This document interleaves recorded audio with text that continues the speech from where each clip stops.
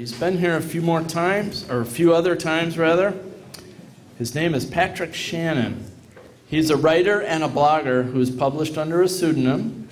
He works for an insurance company and lives in St. Charles with his wife and 2 children. Patrick, please come on up.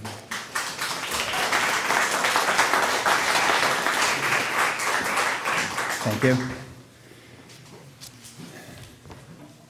The following is a true story. If anything sends me to hell, it'll be the time I once did a term at a used car lot on Raper's Row on North Cicero Avenue, just down the street from the legendary Miracle Motors, whose motto, painted on the wall of the brick building next door to the lot, was, "If it runs, it's a miracle." Our place was a deluxe-sized house trailer on a triple-wide lot. I was hired on for what I thought was going to be a bookkeeping job. The staff was more or less typical for that street. A semi-reformed bar-brawling alcoholic called Fast Eddie who ran the place. A deal closer named George with a whiskey-blown James Coburn voice who had once been a very big name in the new car trade, but who had since slid all the way down the mountain to Cicero Avenue on an avalanche of white powder. A washed-up ex-professional wrestler who went by the name of Zeus. An old gray-haired jailbird we started calling Blackie after he woke up one morning following a night of very hard drinking and discovered that the woman he picked up, whom he could not otherwise remember, had dyed his hair black with something that wouldn't come off before she snuck out the door. A 22-year-old semi-literate street person named Ratso, who acted as our gopher and who was allowed to live in one of the junked cars in the back lot. And the staff of our body shop, 1 block over on Belmont. 3 guys known to all as the Chinese Chung brothers, even though they weren't Chinese, weren't brothers, and weren't really named Chung. The Chung brothers were the heart of the operation. Maestros of Bando, they were expert body and fender men whose job it was to reanimate the corpses we dragged in from the auto auctions. The Chung brothers were actually Cambodian refugees, the last survivors of a money-making scheme that Fast Eddie had been involved in several years earlier. At that time, the U.S. government had found itself with more Cambodian refugees than it knew what to do with, so it had offered a subsidy to schools that would teach them a trade. Fast Eddie had somehow found out about this, and when he saw the size of the subsidy, he quickly set up an auto body college. The first and only class had 15 people in it who worked, ate, and slept in the garage where the Chung brothers lived now.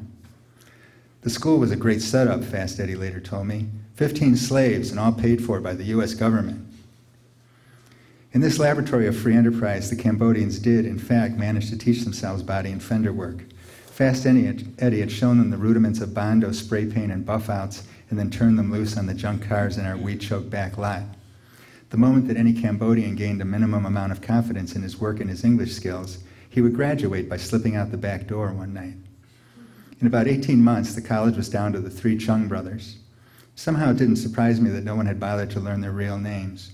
We rarely went over to the garage except to drop off a wreck or pick up a debutante.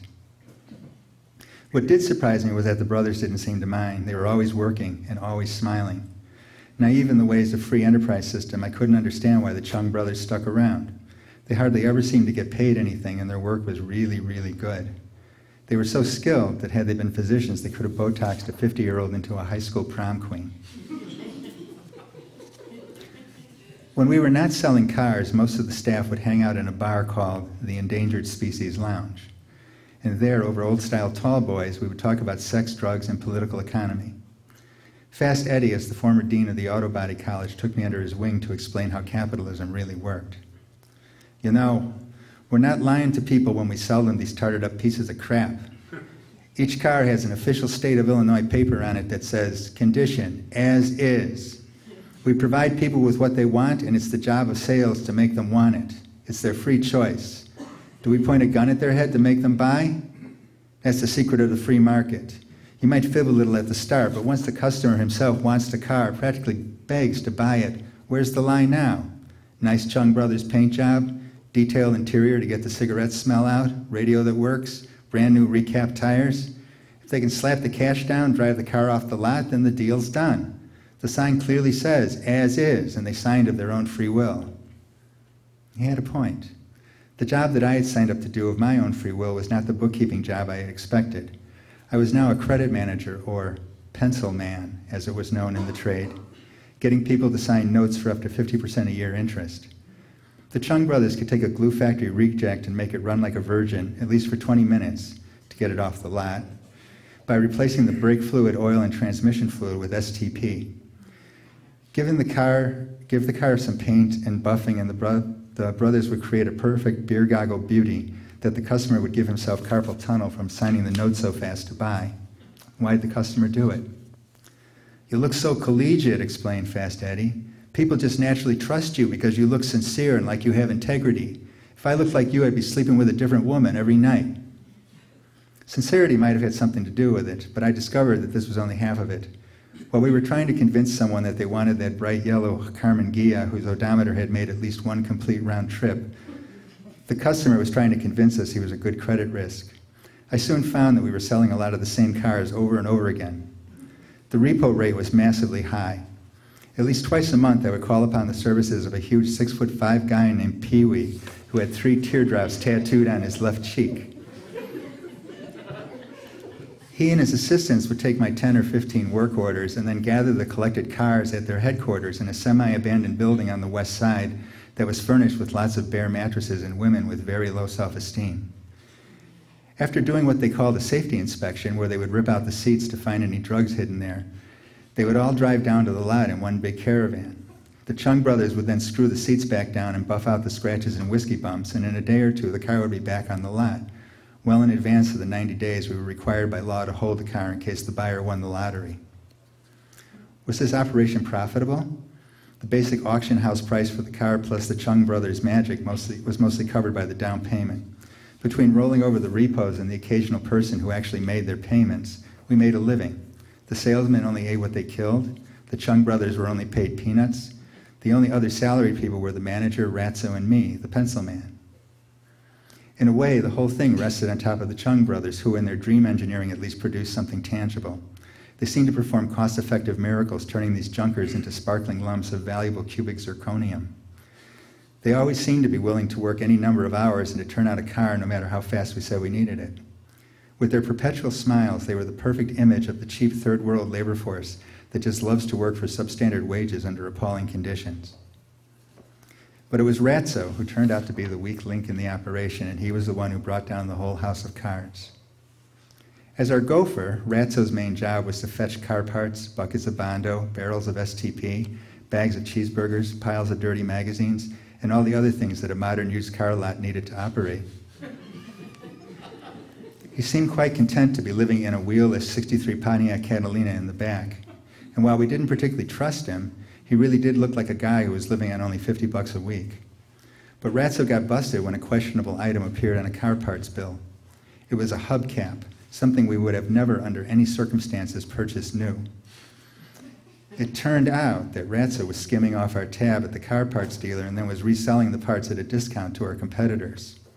Between the inventory we found in the trunk of the Pontiac and what we could gather from a long overdue audit of the bills, we found that Ratso was doubling every order and was therefore skimming about 50%. He had been doing it so long that Fast Eddie had long since simply priced it into his overhead and had never really noticed it. But a more shocking truth was revealed when Fast Eddie, George, and Zeus took Ratso out in the back lot for his exit interview.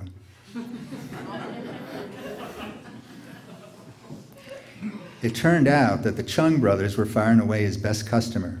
They would pay him a flat $100 in cash a week to pick up whatever they ordered, which was double what they actually needed for us. Ratso had actually been skimming off the Chung brothers, who in fact were running a very profitable private body and fender shop of their own in our garage using our tools and parts. The sad truth was that they had learned our ways all too well at the auto body college and had turned into even more ruthless businessmen than we were. This was a very bitter pill for Eddie to swallow. The smiling slave facade had been a cruel hoax. Knowing what I know about business, the smart thing for Fast Eddie to have done would have been to write off his losses and cut a new deal with the Chung brothers. But Fast Eddie hadn't gotten to where he was in the world for nothing. He fired them on the spot and kicked them out of the garage. This rash and thoughtless act spelled the beginning of the end for the dealership. New slaves turned out to be impossible to find, and Fast Eddie had to start paying something much closer to retail for his body work that never seemed to rise to Chung brothers' standards. Our stock began to look as shabby as everyone else's on the street, and we began to lose our edge. About a month later, I quit when I discovered that Fast Eddie had been renting out cars overnight to scary bling-covered guys from the bad side of town. But I also quit because I found out I was getting a good reputation on Raper's Row as a pencil man, and I started getting serious professional offers from the guys down the street. My reputation was sucking me in, and when I thought about it, I considered how much of my life consisted of relationships and jobs that I had just sort of fallen into. And this made me afraid that somehow, if I wasn't careful, I might never leave Raper's Row.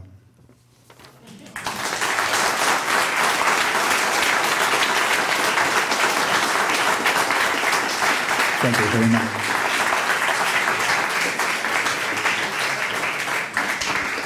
Thank you, Patrick. You know, all this time I've never asked you what insurance company